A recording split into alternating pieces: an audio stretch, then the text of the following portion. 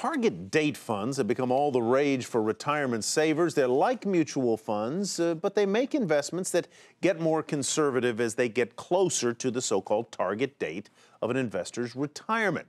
Still, there are some risks to having your money in a target date fund, and here to talk about it, Tim Maurer. He joins us to talk about target date funds. He's a personal finance director at BAM Alliance. Tim, good to have you back. My concern with the target date funds are two things. They're very different. Some are more conservatively run than others, but the other one is that I think there's an implicit promise in there. When that fund says, I am a Target 2030 fund, you want to retire in 2030, your money's going to be here. That's not true, is it? There's no question that is one of the biggest problems. There certainly is an implicit promise of sorts that seems to imply that that money's going to be there, and as much money as you hope will be there when you need it, Tyler. We saw this in 2008 when across the board funds of all varieties suffered significant losses, especially in the equity side, but even in the fixed income side. That was the first glimpse that we got into how target date funds can fail investors. This is the type of investment that appears to be extremely simplistic, but there are complexities to it that are important to understand. You say that there are some other risks, three of them in particular, and let's go down the list for our viewers' sake.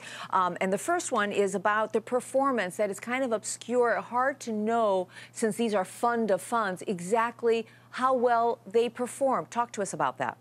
Sure. A target date fund, picture it as a wrapper around a basket of mutual funds that has a prescribed allocation. So it's really a good deal of complexity that is under the cover of the target date fund, and if you haven't had the opportunity to rip that cover off and see what's inside, you might not know exactly what you're dealing with. Some fund families that have target date funds or offer target date funds, for example, might be very good large cap managers, but they might suffer in the small cap, the international, the fixed income space, and you might not know exactly how each slice of that pie is performing. What about the fees in these funds, Tim? Is that something I need to be concerned about when I'm buying a fund of funds? Am I not only paying for the underlying fees of those funds that are the constituents of it, or what?